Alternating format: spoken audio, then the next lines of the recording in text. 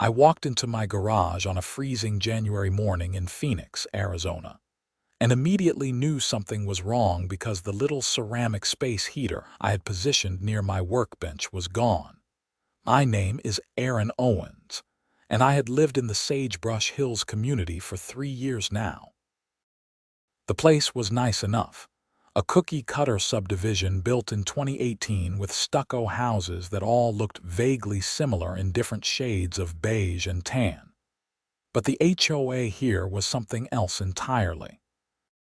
They had their fingers in everything, from the exact shade of your front door to how many potted plants you could have on your porch.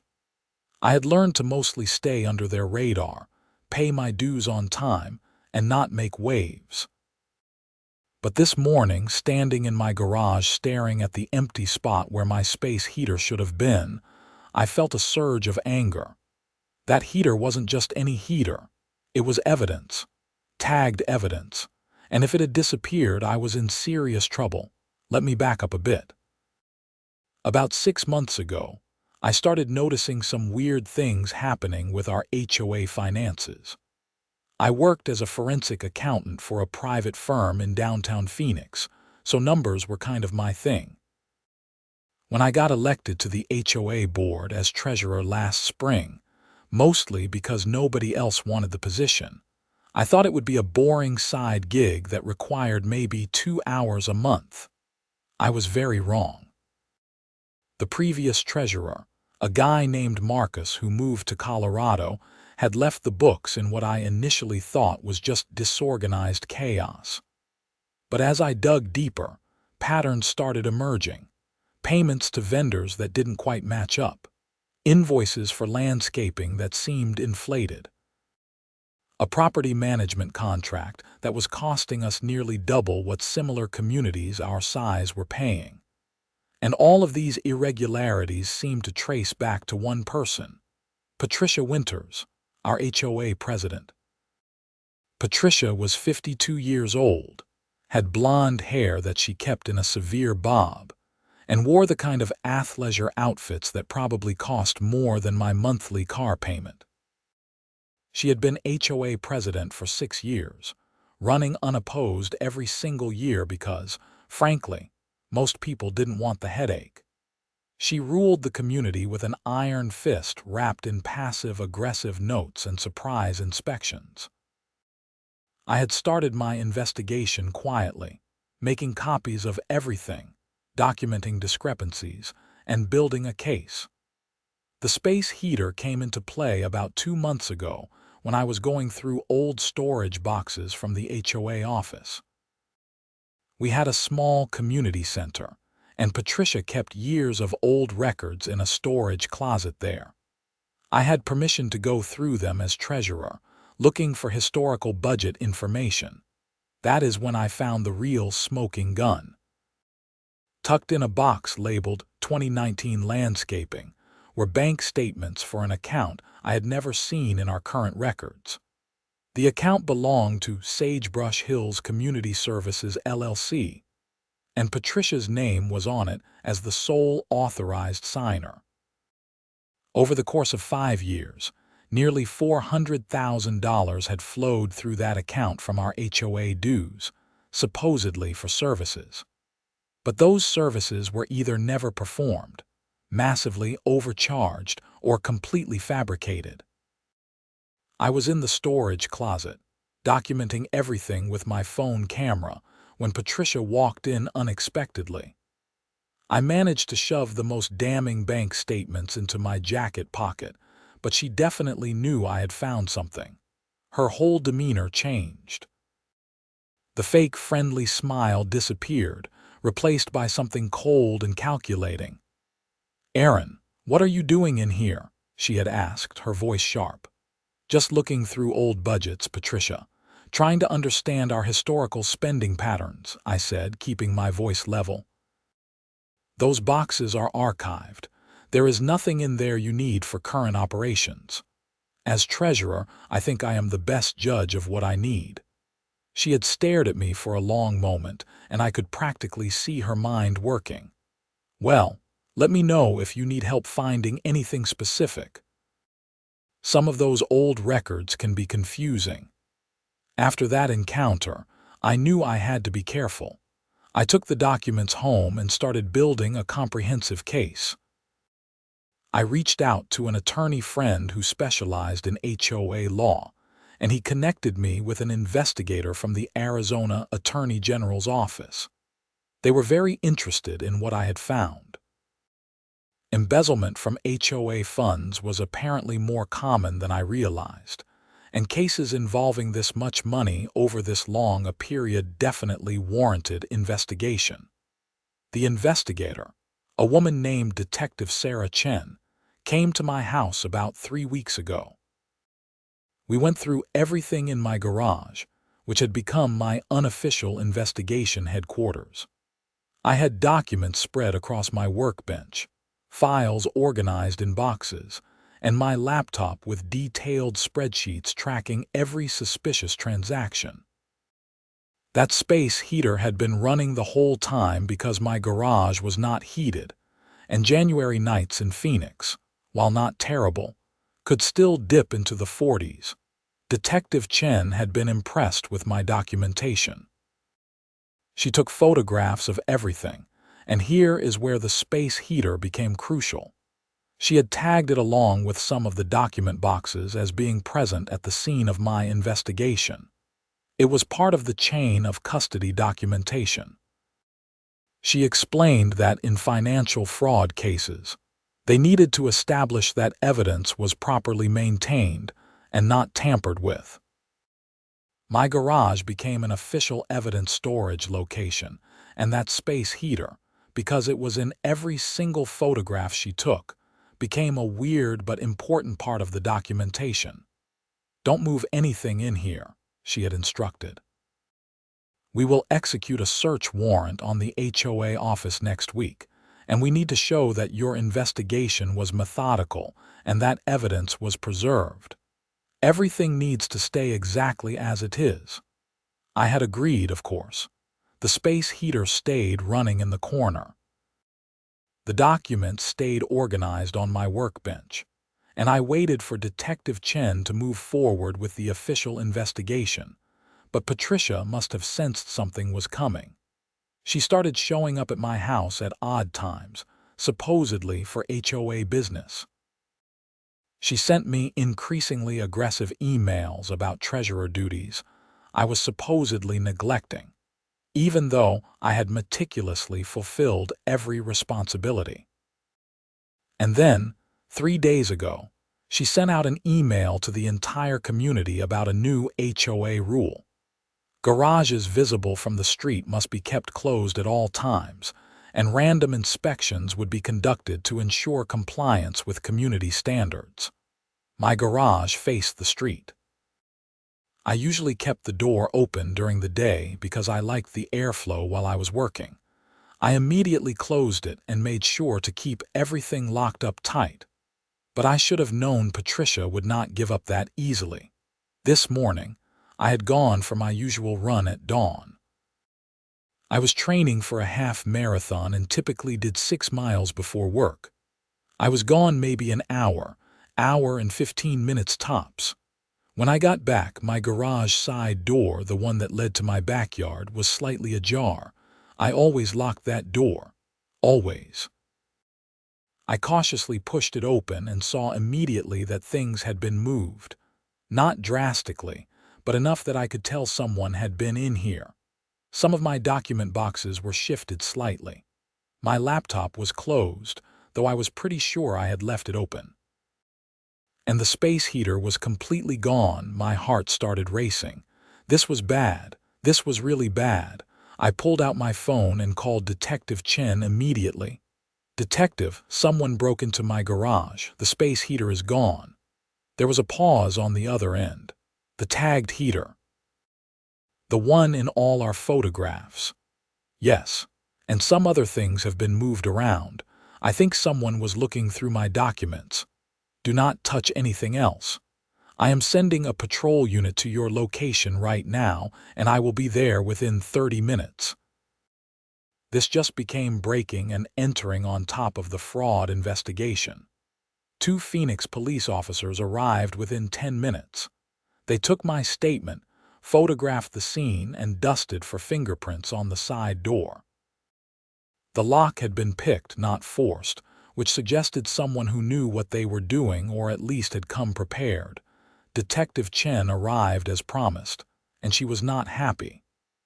This is evidence tampering now, potentially obstruction of justice. Do you have any idea who might have taken it? I have a pretty strong suspicion, I said.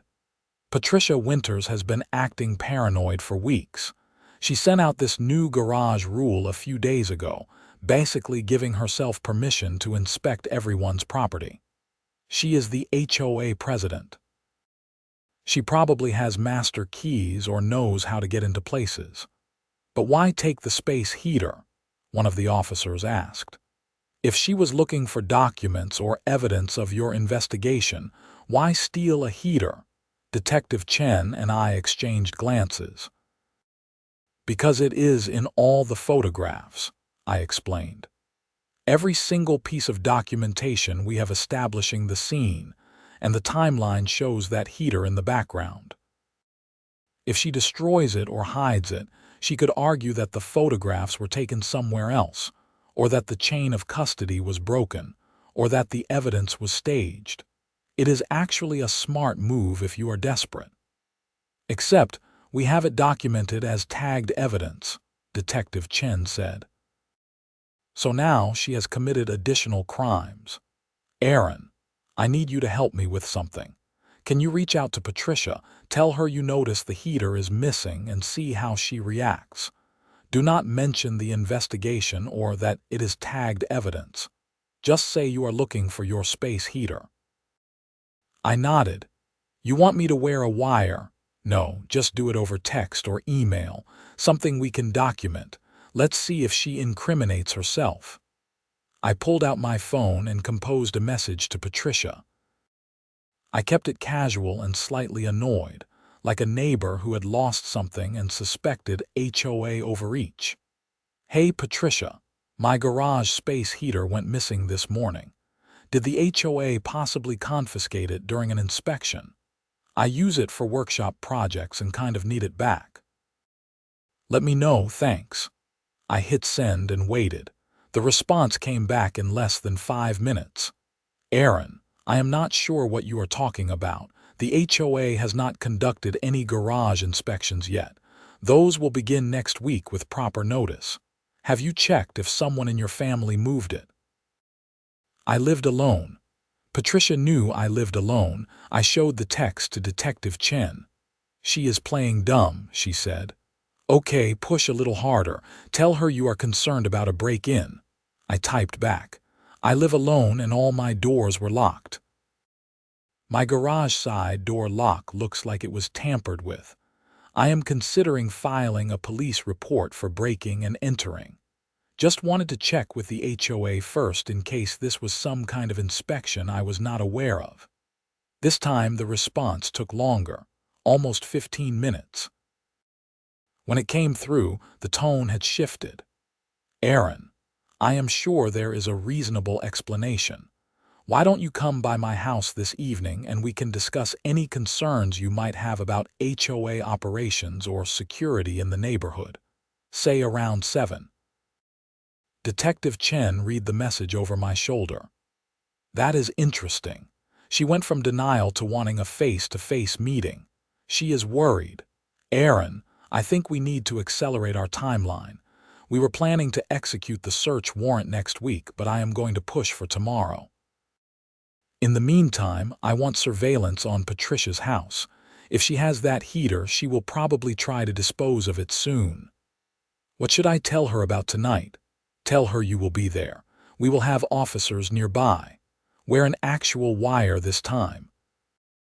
Let us see what she says when she thinks it is just the two of you. The rest of the day moved in a blur. I went to the police station downtown where they fitted me with a small recording device that clipped inside my shirt. Detective Chen coached me on what to say and what not to say. Let her do most of the talking, she instructed. If she brings up the investigation or your findings, Do not deny anything, but do not volunteer information either. What we really want is for her to talk about the heater.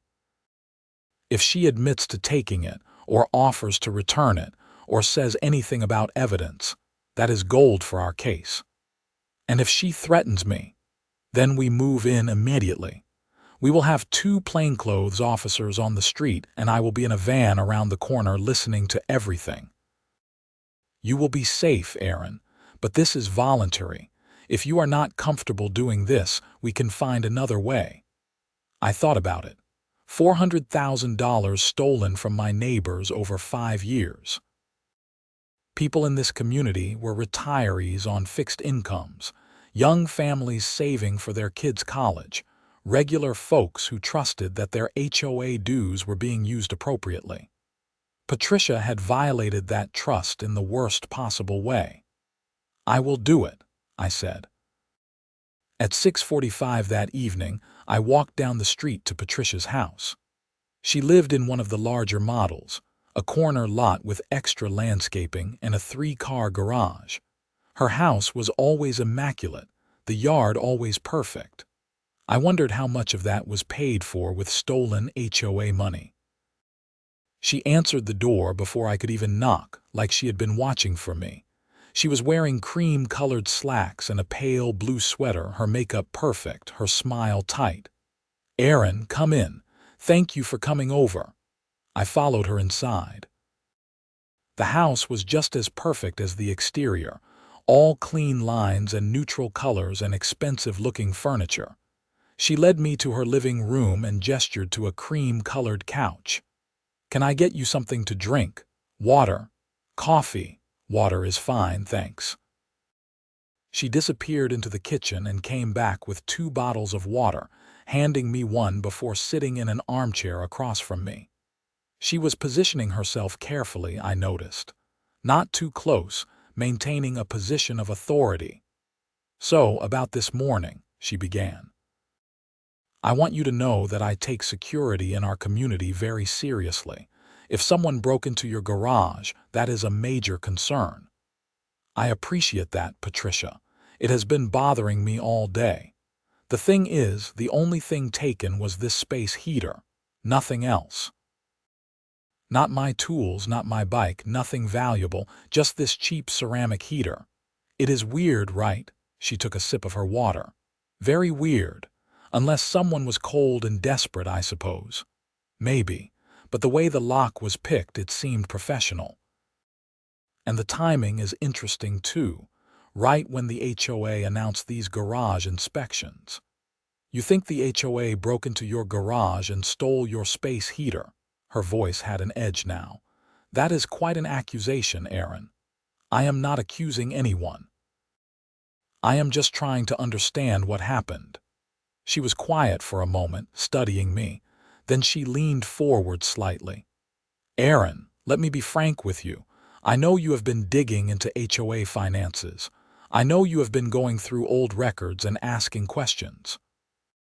And I want you to understand something very clearly. You are looking at things without proper context. Financial management of an HOA is complex. There are expenses and arrangements that might look unusual to someone without experience, but they are completely legitimate. Like the Sagebrush Hills Community Services LLC account, her face went pale. For just a second, the mask slipped completely. Then she recovered, but I could see her hand trembling slightly as she set down her water bottle. "How do you know about that?" "I am the treasurer, Patricia. I know about all the accounts, or at least I should. That one was not in any of the records you gave me when I took over. I had to find it on my own. That account is for specialized services. It is separate for liability reasons." "Specialized services? Like what exactly?" "Because I have been going through the transactions, and I cannot figure out what services $400,000 bought us that we did not already pay for through our regular vendors." She stood up abruptly. "I think you need to be very careful here, Aaron. Making unfounded accusations about HOA finances, spreading rumors, creating panic in the community. These are serious violations of your board member duties. I could have you removed from the board and pursue legal action for defamation. I am not making accusations. I am asking questions. As treasurer, it is literally my job. Your job is to process payments and maintain current records. Your job is not to go on some kind of witch hunt through years of archived documents looking for problems that do not exist. Then help me understand. Explain the community services account. Show me the contracts, the invoices, the services provided.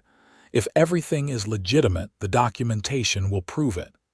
She was standing over me now, and I could see she was struggling to control her anger. You know what I think, Aaron? I think you are one of those people who gets a little bit of authority and lets it go to their head. You think you are some kind of detective, but you are just a nosy neighbor who does not understand how things work. Then educate me. Get out. What? Get out of my house. This conversation is over. And Aaron, I would think very carefully about your next steps, because if you continue down this path, making wild accusations and stirring up trouble, you are going to find yourself in a very difficult position. HOA board members can be held personally liable for damages they cause to the community, you know. That includes reputational damage from false allegations. I stood up slowly. I am not making false allegations, but I hear you, Patricia, loud and clear. I walked to her front door and let myself out. As soon as I was on her front walkway, I heard her door slam behind me. I kept walking, keeping my breathing steady, until I reached the surveillance van parked 3 houses down. Detective Chen opened the back door and pulled me inside. We got all of that. Aaron, you did great. She basically admitted to the account and threatened you when you pressed about it. She still did not say anything about the heater, though. No, but we have enough. We are executing the search warrant on her house and the HOA office first thing tomorrow morning. We will find that heater, and when we do, we will have breaking and entering, theft, evidence tampering, and obstruction of justice on top of the fraud charges. I went home that night feeling exhausted but also relieved. This was almost over. Whatever happened next was out of my hands and in the hands of law enforcement. The next morning, I woke up to the sound of sirens. I looked out my front window and saw 3 police cars parked in front of Patricia's house. Detective Chen and several officers were at her front door with a search warrant. I got dressed quickly and went outside, joining a small crowd of neighbors who had gathered to watch. "What is happening?" asked Maria, my next-door neighbor. She was a retired teacher who had lived in the community since it was first built. "HOA investigation," I said quietly. "Financial irregularities." "Patricia," Maria's eyes went wide. I always thought she was too controlling, but I never suspected actual crimes.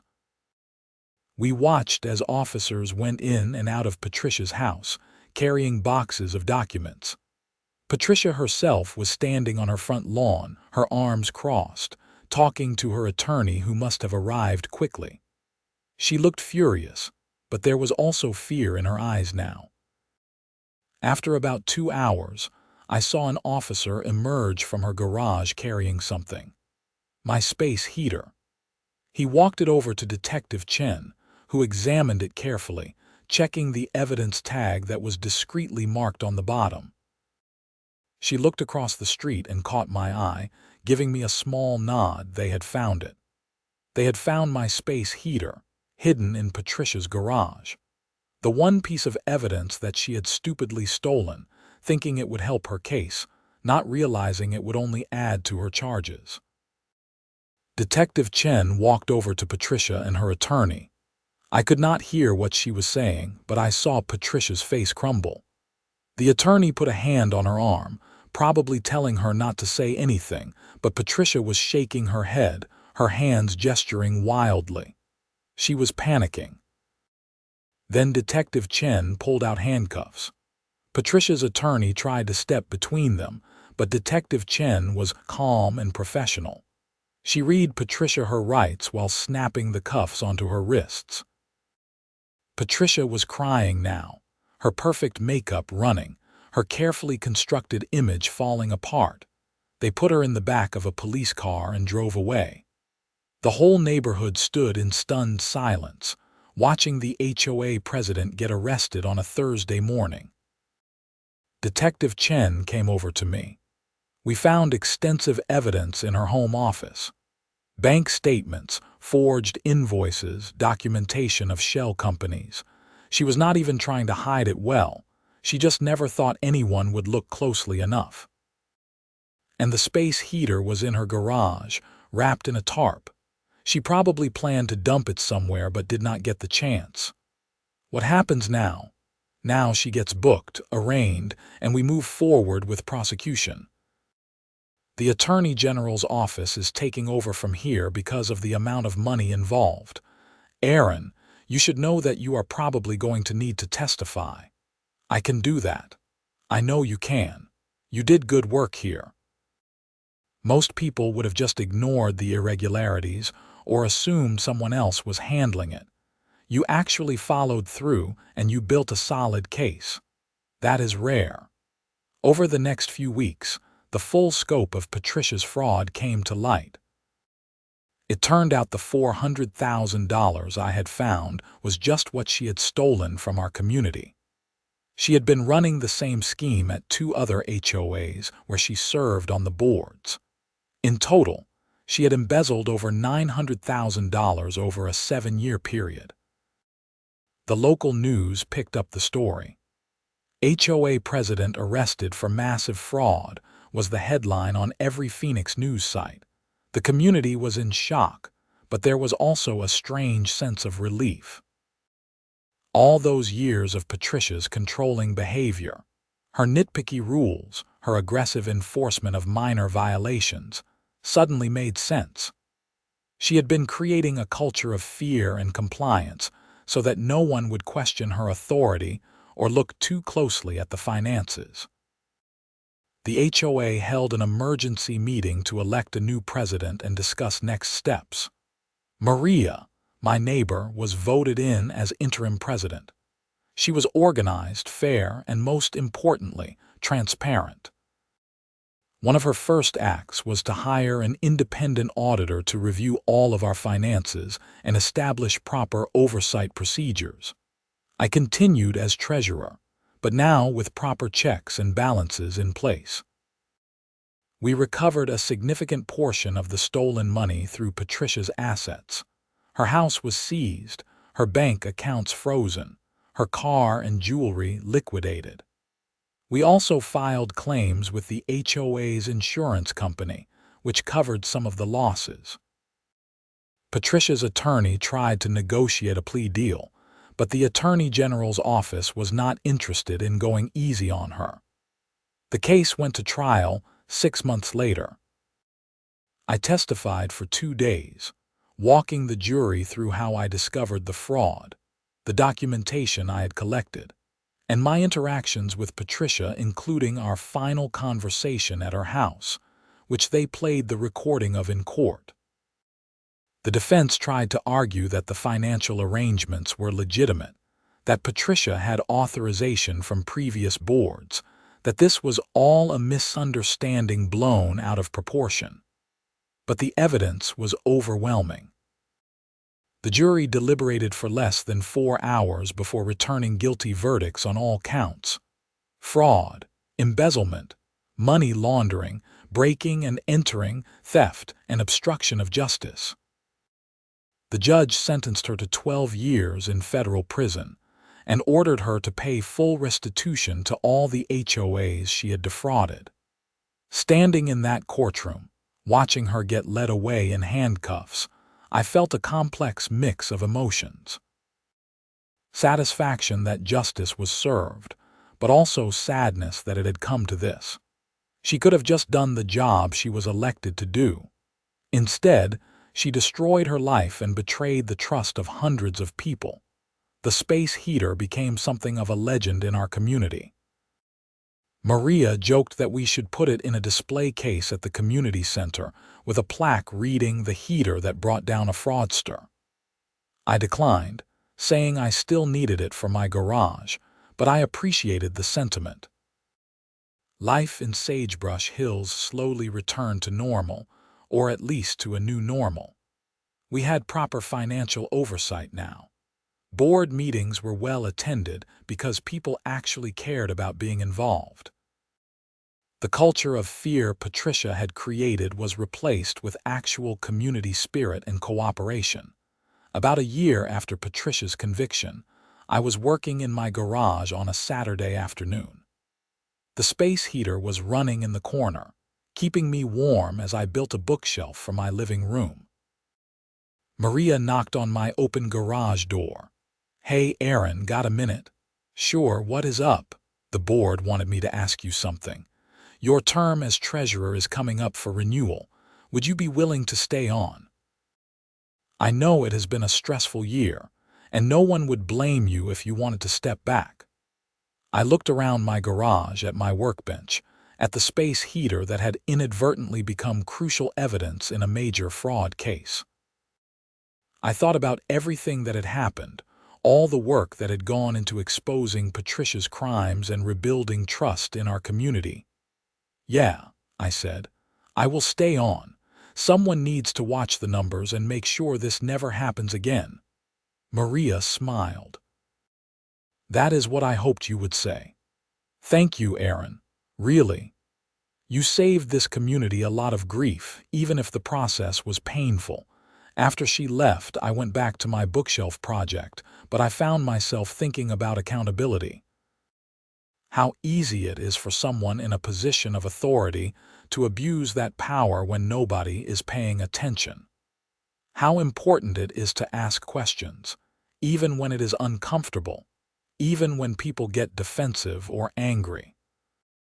I thought about all the little HOAs across America, run by volunteers, often with minimal oversight, handling hundreds of thousands or millions of dollars. How many Patricia Winters were out there, stealing from their neighbors, hiding behind Robert's Rules of Order and architectural control guidelines. How many people ignored the warning signs because confronting authority was too difficult. My phone buzzed with an email. It was from a homeowner in a subdivision in Scottsdale. Someone had read about the case in the news and thought their HOA finances looked suspicious. Could I possibly take a look at their books? They had heard I was good at spotting fraud. I smiled and started typing a response. I was not looking to become some kind of HOA fraud vigilante, but if my experience could help someone else, why not? I gave them the contact information for Detective Chen and some advice on what red flags to look for. The space heater clicked off, its internal thermostat satisfied. I looked at it sitting there in the corner, just a simple ceramic heater that probably cost $30 new. Evidence tag still faintly visible on the bottom if you knew where to look. The most important piece of evidence in a case that resulted in a 12-year prison sentence. Sometimes the smallest things make the biggest difference. A missing space heater, a curious treasurer, the willingness to ask uncomfortable questions. That is all it took to unravel years of fraud and restore integrity to our community. I finished the bookshelf that afternoon and carried it into the house. The garage felt colder without the heater running, so I plugged it back in and let it warm up the space.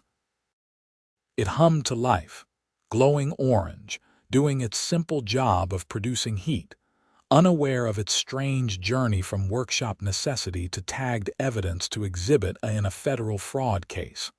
Life went on in Sagebrush Hills. People came and went. Houses were bought and sold. The desert seasons shifted from blazing summer to mild winter and back again. But we all remembered the year our HOA president went to prison for fraud, and we all stayed a lot more involved in community governance after that. Maria turned out to be an excellent president. She served for 3 years before passing the torch to another neighbor, Roberto, who was equally committed to transparency and community involvement. I stayed on as treasurer for 5 years total, before finally stepping down to make room for fresh perspectives. On my last day as treasurer, the board threw a small party at the community center. They gave me a plaque thanking me for my service, and yes, they made a joke about the space heater. Everyone laughed, because enough time had passed that we could find humor in it. But underlying the laughter was genuine gratitude and respect. I gave a short speech, thanking everyone for their support and emphasizing the importance of continued vigilance and oversight. Trust, but verify, I said. That should be the motto of every HOA treasurer in America. As I drove home that evening, I passed Patricia's old house. A young family had bought it at auction, completely unaware of its history. Their kids were playing in the front yard, and I could see Christmas lights being strung up on the roof. Life had moved on. The house was just a house again, freed from the shadow of its former owner's crimes. My own garage was now mostly used for its intended purpose. Parking my car, storing seasonal items, and the occasional weekend project. The space heater still sat in the corner, ready for use when needed. I had been offered money for it, believe it or not, from true crime enthusiasts who wanted to own a piece of real criminal history. I politely declined. It was just a heater, doing its job, nothing more. But every now and then, when I plugged it in and felt its warmth, I would remember that strange year when it became so much more than that. When it became the thread that, when pulled, unraveled an entire tapestry of fraud and deception. When its theft became the final mistake that brought down a criminal who had gotten away with it for far too long. The case was written up as a training example for HOA fraud investigations. Detective Chen told me it was being used at the FBI's Financial Crimes Unit to teach agents about the importance of preserving evidence and how sometimes the smallest details break a case wide open. My space heater, immortalized in federal law enforcement training materials. If that is not surreal, I do not know what is. I stayed in Sagebrush Hills for another 8 years after all of this happened. Eventually, I got married to a woman named Rachel who found the whole space heater story hilarious and charming in equal measure. We had 2 kids, and the neighborhood became home in a way it never quite was before. There is something about going through a crisis together that bonds a community. When we finally moved to a bigger house across town, I packed up that space heater carefully, wrapping it in bubble wrap, making sure it would not get damaged in the move. Rachel asked me why I was being so precious with a cheap heater. It is not just a heater, I explained. It is a reminder. Of what? That paying attention matters, that asking questions matters, that regular people doing their due diligence can make a real difference. She smiled and kissed my cheek. You are such a nerd, Aaron Owens, but I love that about you. The heater came with us to the new house. It sits in my new garage now, same corner position, same purpose. On cold mornings when I am out there, working on whatever project has caught my interest, I will plug it in and let it warm the space. And I will think about accountability, about justice, about the responsibility we all have to speak up when something is wrong. Patricia Winters served 9 years of her sentence before being released on parole. I heard through the community grapevine that she moved to Nevada and took a job doing data entry, living quietly, keeping her head down. Part of her parole conditions included never serving in any HOA leadership position again. I hoped she had learned her lesson, that the years in prison had given her time to reflect on the choices that led her there. Sometimes I wondered what she thought about when she remembered that space heater. Did she realize immediately what a mistake it was to take it? Did she understand that her desperation to hide evidence only created more evidence of her crimes?